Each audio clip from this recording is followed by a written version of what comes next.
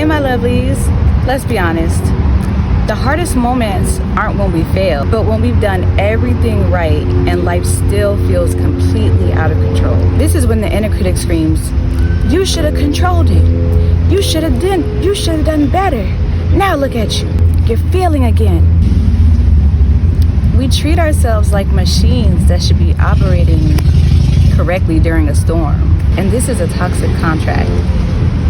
You're not a machine, and if you're anything like me, you're a sovereign, sensitive being, and chaos requires a different type of power, compassion. And today, we are going to learn how to activate our sovereign compassion.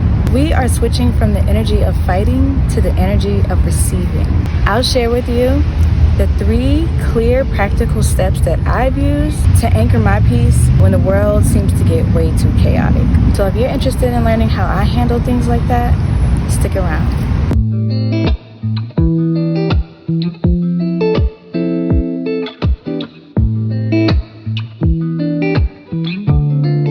The moment chaos hits, we instantly look for someone to blame. And if you're anything like me, 99% of the time, I look at myself. I'm blaming me. And this, my love, is self-sabotage. As someone who takes accountability for everything in my life, I tend to blame myself every time something goes wrong or every time something happens that I feel like I could have controlled.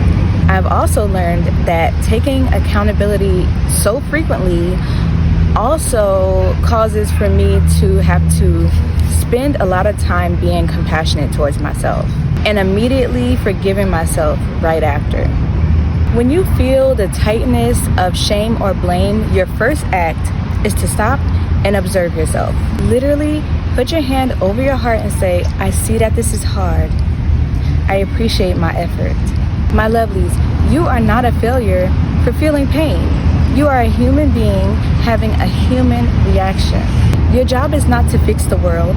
Your job is to witness your own experience with grace. And you have done enough by just showing up.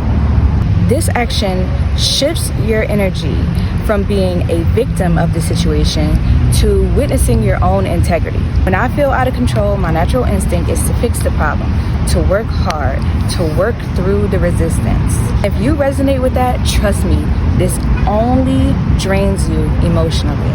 We need to acknowledge that we can only control about 3% of the chaos.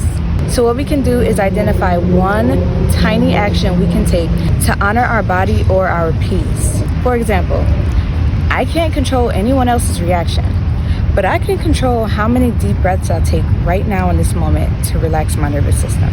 Your sovereign power is not in the outcome, it's in your immediate choice of alignment. When we choose a small act of peace, that's our sovereign root growing stronger. It's like growing our sacred garden. We choose flow over force every time. Choosing that small act of peace prevents energetic burnout, and it grounds your energy in the moment, making you rooted in that garden of sovereignty. Most of the pain during uncontrollable times comes from projecting the worst case future scenario during the present moment. Like for me, when I'm dealing with situations with my son and I want to help him so that he doesn't become an angry adult who doesn't know how to express his emotions and keeps them all bottled up, but then I have to realize he is his own person. He has to want that for himself. I can't force that on him. I can't control him. I can't fix him. He has to want it for himself. We cannot let the past, blame, or the future, fear, steal our energy. Ending our day by writing or saying this simple vow helps us ground our energy in the present moment. Today was a lot, but I showed up with integrity. Today, I am enough. You are allowed to release the burden of tomorrow. So give yourself permission to put the burden down. The only moment you truly have sovereign power over is right now. So honor your boundaries and your capacity for this one day. The future will meet you when you arrive, rested and whole. And don't forget to hug yourself. Show yourself so much compassion that if anybody else tried to come into your life and show you compassion, they would have to work double time. And my lovelies, compassion is not weakness. It's the highest form of sovereignty. When you heal your inner critic, your inner hater. You've been on my channel for a while, you know I talk about that inner hater. You become rooted in self-worth. Which of these 3 practices, sacred witness, radical 3%, or today I am enough, are you activating today to protect your peace? Let me know in the comments.